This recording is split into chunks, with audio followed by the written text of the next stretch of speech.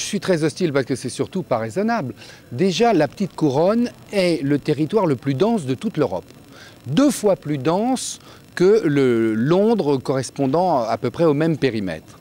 Et on nous propose en réalité d'augmenter considérablement la densité d'un territoire qui est déjà complètement saturé, les transports ne fonctionnent pas, même si on fait le Grand Paris, il y en a pour 25 ans, les voies de circulation sont bloquées, donc c'est extrêmement difficile.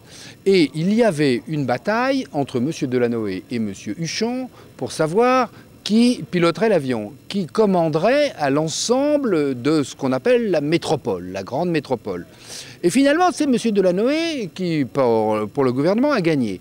Donc on va faire une couche supplémentaire au fameux millefeuille administratif, et cette couche supplémentaire sera contrôlée par la ville de Paris, quoi qu'il arrive. Quoi qu'il arrive. Et c'est elle qui commandera, y compris en matière d'urbanisme. Les maires vont être dépossédés de leurs compétences en matière d'urbanisme, et c'est Paris, accompagné étroitement par l'État, qui va décider de ce qu'on construit et comment on le construit dans chaque commune. C'est-à-dire qu'on revient complètement sur la loi de décentralisation de 1982, qui avait confié les permis de construire aux mairies, et donc en réalité sous le contrôle de la population, parce que si vous connaissez les maires, ils vous diront que chaque fois qu'ils veulent construire quelque chose, immédiatement la population est très attentive à ça. Et alors, évidemment, il faut négocier, il faut discuter, et puis il faut limiter l'impact des nouvelles constructions.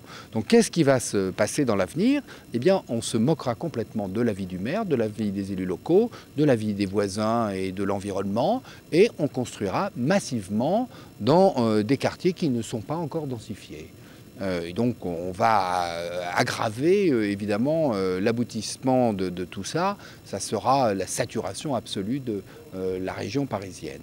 En même temps, le pouvoir va être entièrement confisqué entre les mains d'une toute petite équipe d'élus, une dizaine, et contrôlée plutôt par des fonctionnaires. Et tous les élus, les 150 maires concernés par le projet, se retrouveront à faire des mariages. Voilà. Premièrement, le Conseil d'État a dû faire quelques observations sévères sur le caractère inconstitutionnel du projet. La preuve, c'est qu'à peine sorti du Conseil d'État, le gouvernement a dit « je le retire et puis je le divise en 3 morceaux ». Premièrement. Deuxièmement, tous les maires que je rencontre disent « je suis totalement hostile à ce projet », qu'ils soient socialistes, communistes, UMP, UDI ou de toute autre formation politique, ils sont tous hostiles à ça parce que le maire est encore dans notre système l'homme politique le plus apprécié des Français, celui qui demeure le plus populaire, beaucoup plus que les parlementaires, et c'est lui, parce qu'il est le plus populaire, qu'on va le plus déposséder de toute responsabilité.